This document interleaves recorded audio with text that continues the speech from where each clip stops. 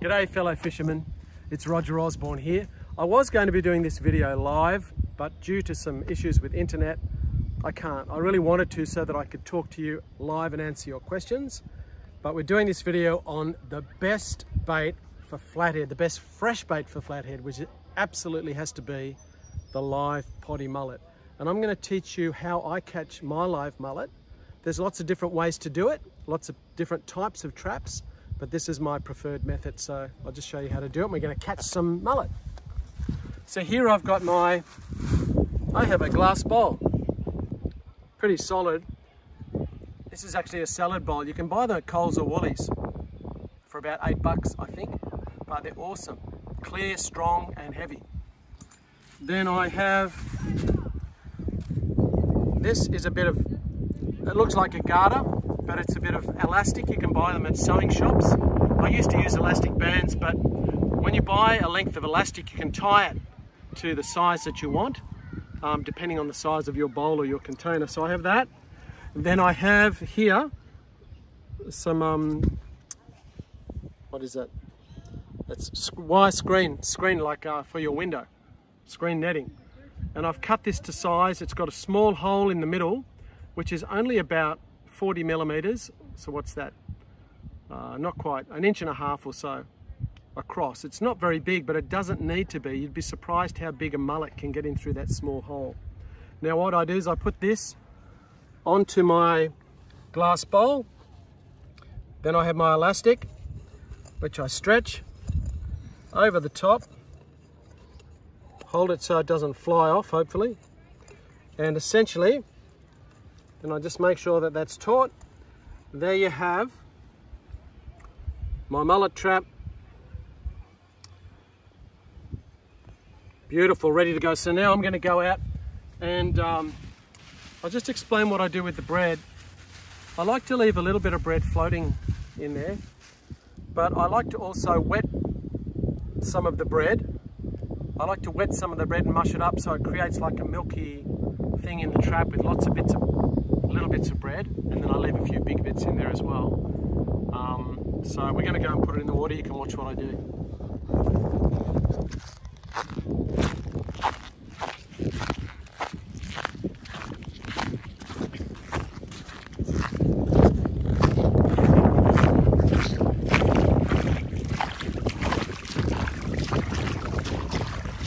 So the water here is pretty shallow. It's actually low tide.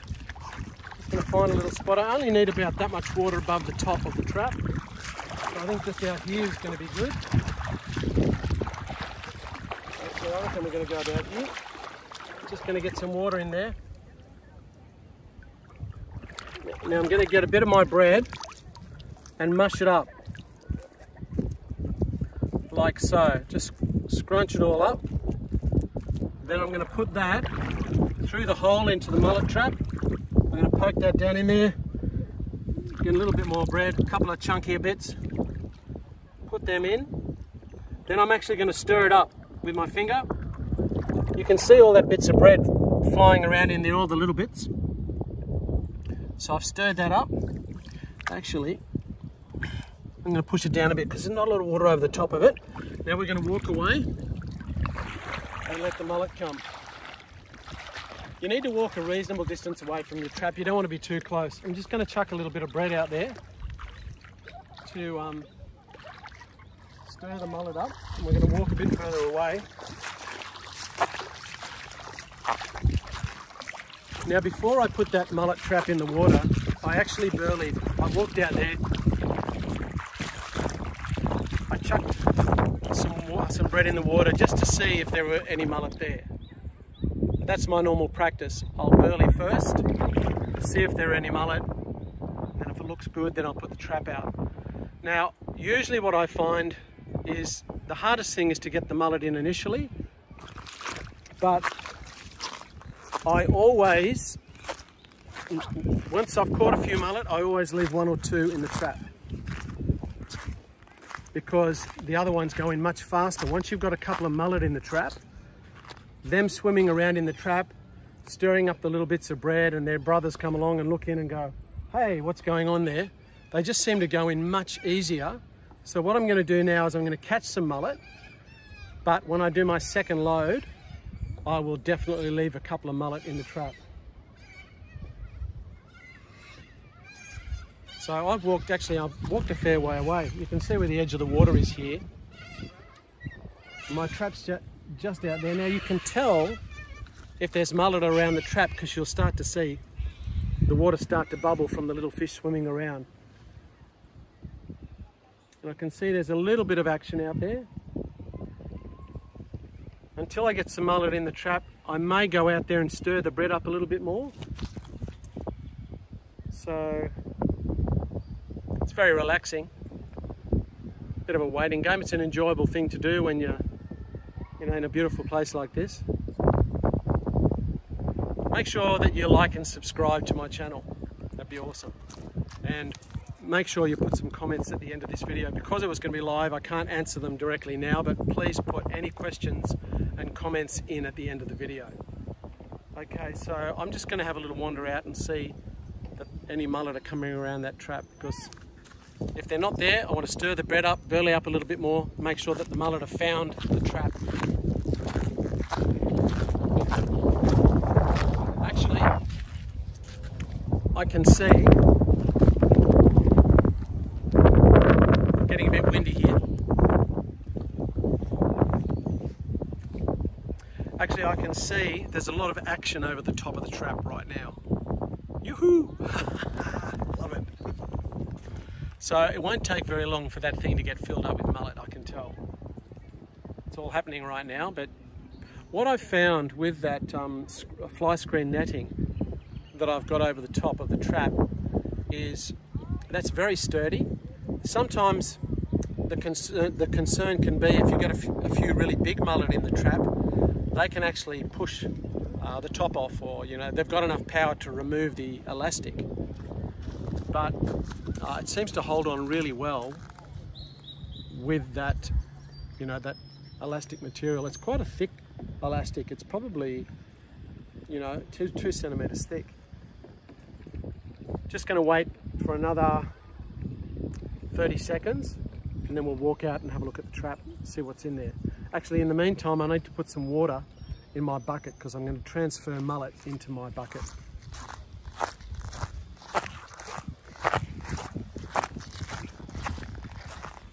Just going to grab a bit of water for the young mullet.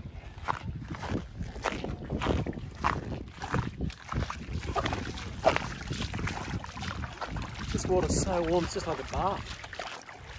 I'm just going to grab a bit of water. Now it's important to remember that when you're catching potty mullet to use for flathead, there's a limit of 20 per person. So make sure that you remember that. Okay, let's go and get some mullet.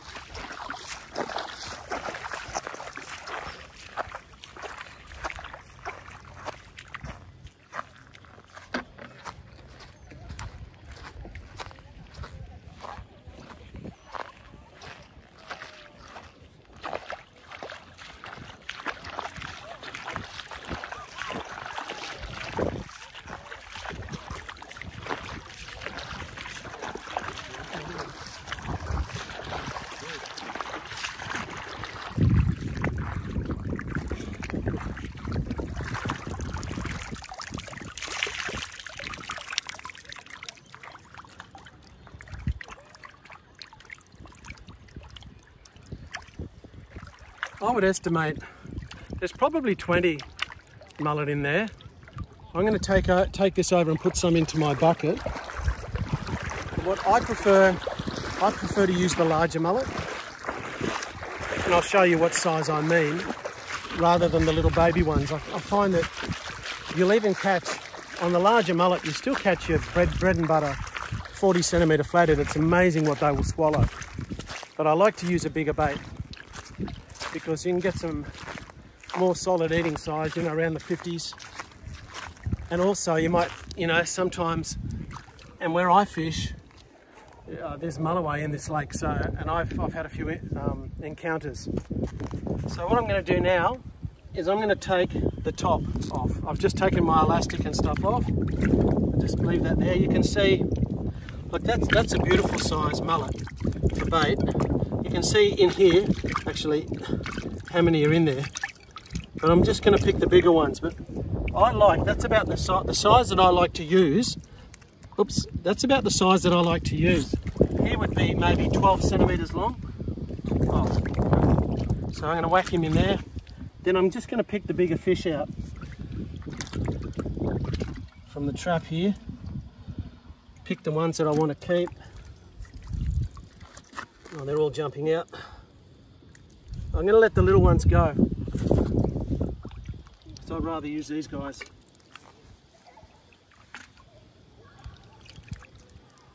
Okay.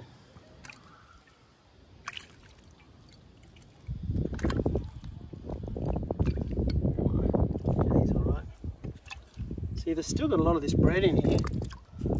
See, even that size, you know, that's a good brim size, or you still get good flathead on that. But right now, I'm going to let a few of these guys go. I'm just going to walk over into the shallows here.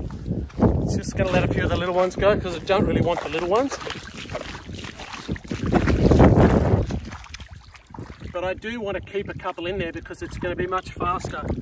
Look at that, look at all these guys. And then, lots of little mullets. Still too many. Still too many for the trap. Okay, so there's 4 left in there. I'll just get my bread back and just come and put it back together again. So I think, I mean, I'm not sure how long this video has been going, but we've probably been here doing this. I've been talking for maybe 10 minutes, I reckon. So you can see the trick is to leave some mullet in there, because when they get out there, they swim around and they stir up the bait. So you always leave a couple in there, like so. Where's my bread? Oh, look at that. I had some bread there, but I squashed it into the mud. Oh well, that can be for some brim can come and eat that later on when the tide comes in.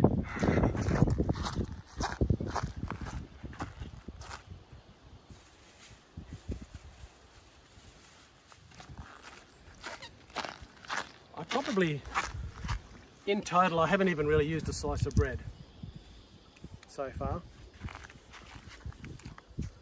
Really, that's miles. See, what have I got there? How many? There's probably about 9 mullet out of that first load that I've kept, that are just a nice size for bait. Now we're going to take this guy back out again.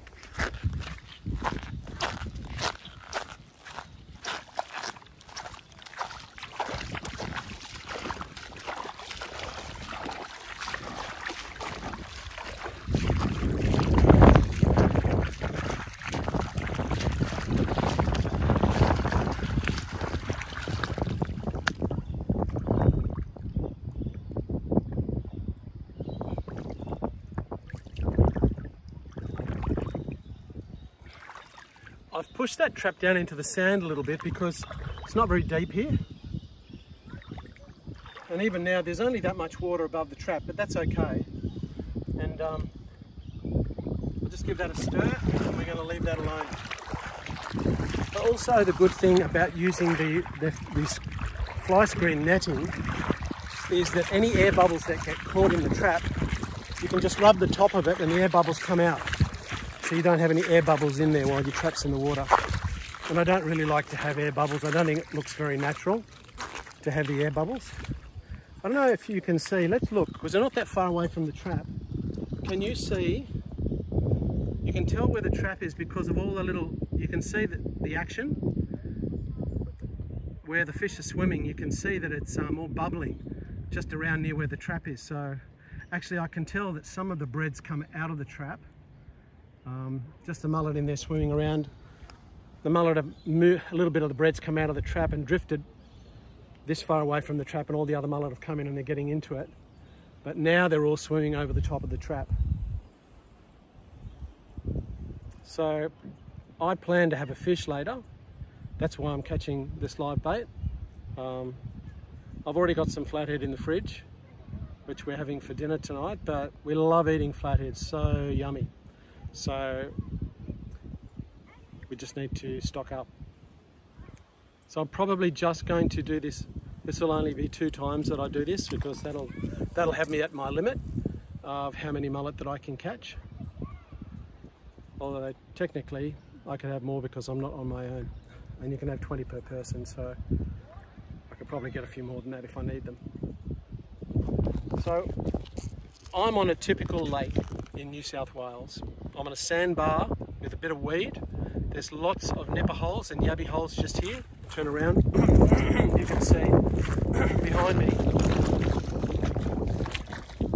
Oh, I just want to look up that way. So I'm going to walk around here.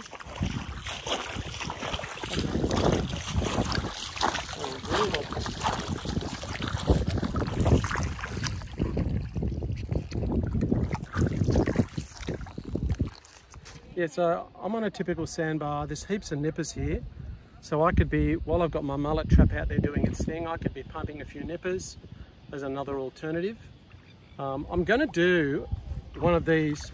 I'm going to do a live on pumping for nippers, because it might seem like a simple thing, but there's a few tricks when you're pumping for nippers that will increase the number of nippers or yabbies that you get, which just makes your life easier, and actually you can do it in less time. Just a few little tips and tricks that I've learned.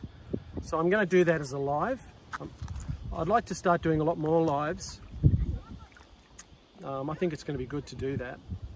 So hopefully, once the population thins back down again and there's not so much pressure on the internet, I'm going to give that a go. I just didn't want it to drop out again in this video. It's just so frustrating. Well, I can see my trap is, there's a lot of action out of the trap. If you look out there, you can see the water either side of it is flat, and you can see all the fish going nuts around that trap. And what happens is, the longer that I leave it there, the longer it sits there, the more mullet are going to pack into that thing. And then once again, I'm going to thin it out and pick out the good ones. There's quite a few people around today.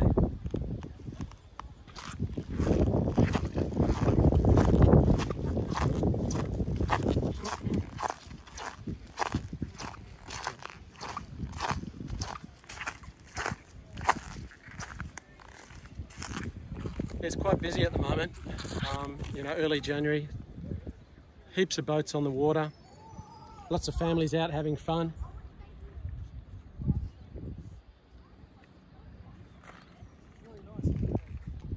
So many fish in the water. When I was getting out of the boat just then, there's whiting, beautiful whiting, all in the water that's only this deep. They weren't even that scared. They're just sort of sniffing around. You walk around and stir up the sand with your feet. The whiting almost come in around your feet, sniffing around looking for food.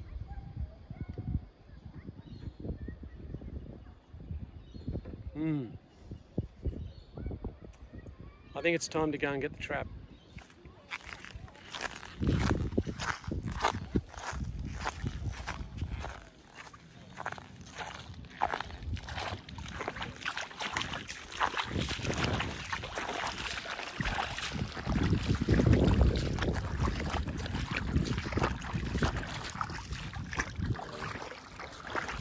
Just walk right up to it like this and have a look. Yeah, you can film them in there. Right.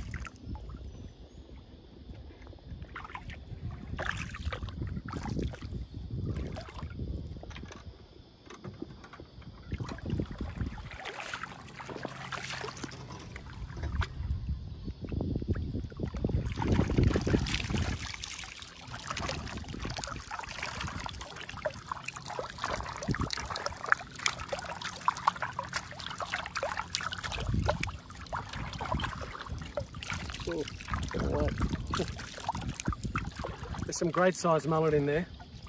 So you can see it hasn't taken us very long. I'm just going to chuck this bread in and feed the other mullet, give them a bonus.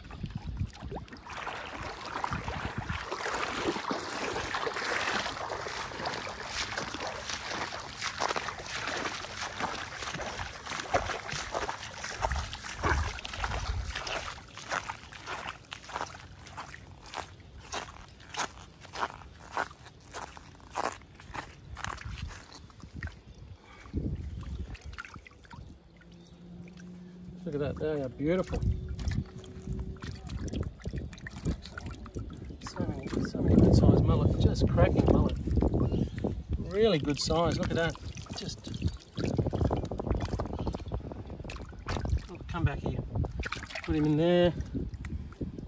Another big one.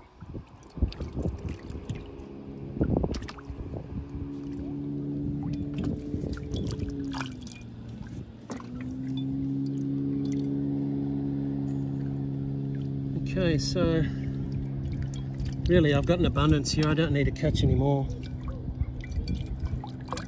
Oh, come here. I'm just thinning them out, getting the ones I want to keep, and oops.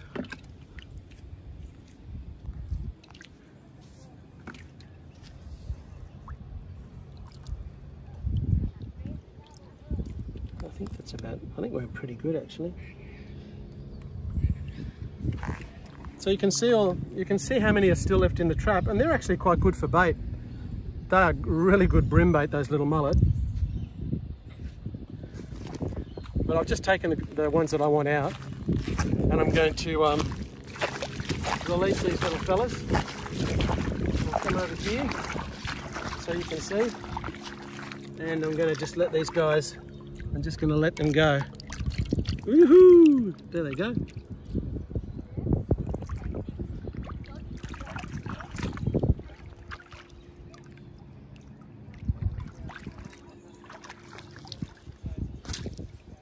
So it's as simple as that. Very enjoyable and awesome bait. Absolutely awesome bait. So if you found this helpful, make sure that you like and subscribe. Check out rogersfishing.com for heaps of helpful fishing stuff, and perhaps join and become a member and join our community. And I'll see you really soon in a live, and I've got lots of more videos coming up, so thanks for your company.